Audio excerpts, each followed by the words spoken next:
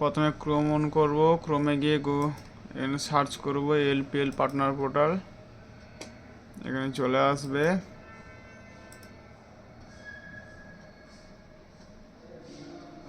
যদি log out করা থাকে তাহলে ফোন নাম্বার দিয়ে পিন নাম্বার আসবে, পিন নাম্বার মেরে দিলে অন হয়ে যাবে। তারপরে এইরকম আসবে, ঠিক আছে। তারপরে এই যে পেশেন্ট রেজিস্ট্রেশন এখানটাতে, এখানে পেশেন্ট রেজিস্ট্রেশন করব। এটি যে ফর্ম ডকুমেন্টস আছে, এখানে ফর্ম সমস্ত রকমের ফর্ম পাওয়া যায় এখানটাতে। এবার এলো এটা, যদি এটা বারবার আসে এটা ক্রস চিহ্ন ওকে করে দিলে চলে যাবে। এই যে এখানটা টিআরএফ ফর্ম আছে, টিআরএফ ফর্মে ক্লিক করলে এখানে ফর্ম চলে আসবে। এখানে ব্যাক করলাম, গিয়ে এই যে পেশেন্ট রিপোর্টস আছে, পেশেন্ট রিপোর্টসে ক্লিক করলে চলে আসবে। এখানে ল্যাব নাম্বার মারলে এখানে যে রিপোর্ট থাকবে চলে আসবে, নাহলে এখানে ডেট দিয়ে দিলে ওই ডেটের রিপোর্ট চলে আসবে, ঠিক আছে। এবার আমরা রেজিস্ট্রেশনের দিকে যাচ্ছি। রেজিস্ট্রেশন নেটটা স্লো কেন? আচ্ছা হ্যাঁ, এদিকে গেলাম। এবার পেশেন্ট রেজিস্ট্রেশনে ক্লিক করলাম, এলো ঘুরছে। প্রথম যদি এরকম আসে একবার কেটে দিতে হবে, তারপরে রিটার্ন আবার করতে হবে রেজিস্ট্রেশন। এবার আসবে, এবার এটাকে ইয়েস করে দেবো আমরা, হয়ে গেল।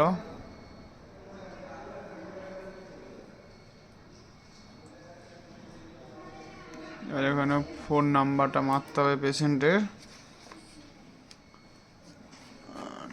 9, এটা বারবার চলে আসছে, 9886042159।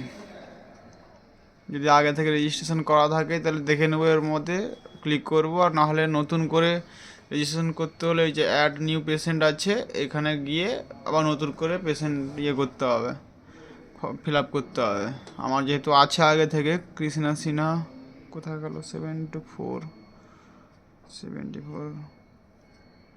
কৃষ্ণা সিনহা, কৃষ্ণা সিনহা 74 হলো। ক্লিক করলাম এখানে, তারপরে এখানে ওয়াকিং পেশেন্ট করব, ক্লিক করব, নিচে যাব, এই যে প্রেসক্রিপশন নট অ্যাভেলেবল ক্লিক করব, হলো।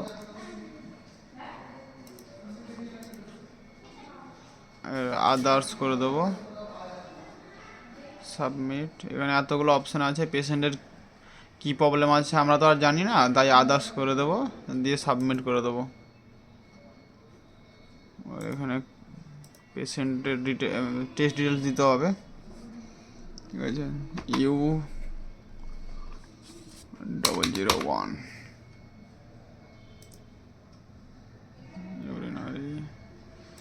ইউরিন কালচার আছে, M007 হলো।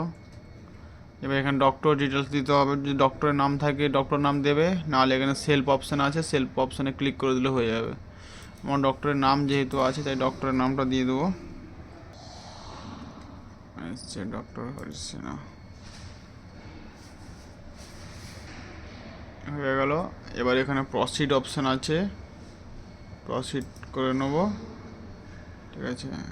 এখানে আবার একবার আসবে নিজে, এবার আসবে proceed to payment, proceed to payment করব, দুবার আসবে, ঠিক আছে। একবার প্রসিড প্রথম করলাম, তারপরে প্রসিড টু পেমেন্ট আসবে। এবার ইয়েস করে দেবো, করে এখানে নিচে যে ডান দিকে এখানে প্রসিড অপশান আছে, এখানে প্রসিড করব। তো এখানে ল্যাব নাম্বারটা দেবো আমরা,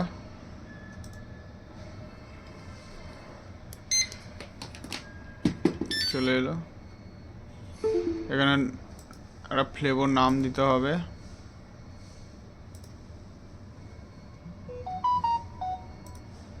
এই খালি বক্সে এখানে ক্লিক করতে হবে, ক্লিক করে দেব, তারপরে এখানে কনফার্ম আছে, হলো।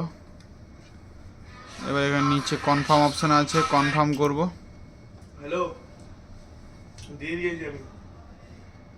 ওই তো তোমার এখানে history bar ক্যাশ থেকে- করব, তো রিসিপ্ট অপশান আসবে, রিসিপ্ট করব। না না নাম জানি না। এবার এখানটায় ক্রিয়েট অর্ডার আছে, ঠিক আছে, হ্যাঁ, এখানে ক্রিয়েট অর্ডার করব। হয়ে গেল আমার রেজিস্ট্রেশন। ব্যাক টু হোমে যাব, ব্যাস এই যে অর্ডার হিস্ট্রি চেক করলে আমার এখানে পেশেন্ট ডিটেলস চলে এলো, ঠিক আছে, কমপ্লিট। তারপরে এই যে এখানে ডান দিকে এই অপশানটা আছে, এখানটায় যাব, এখানে পেশেন্টের রিপোর্টস ক্লিক করলে এখানে ল্যাব নাম্বার মেরে এখানেও আমরা রিপোর্টস বার করতে হবে, ল্যাব নাম্বার দিতে হবে। এখানে পেশেন্টের যে লাস্ট নেম যেরকম থাকবে, যেরকম সৌমিত্র দাস, লাস্টে দাস থাকে, দাস দিতে হবে।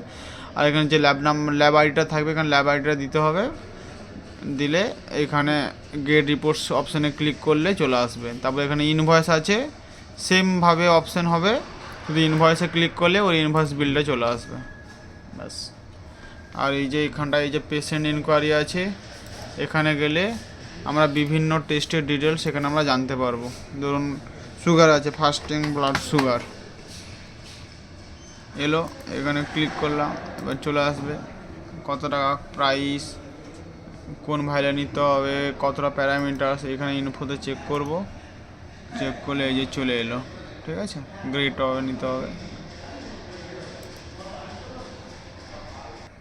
Thank you doctor Lal path lab.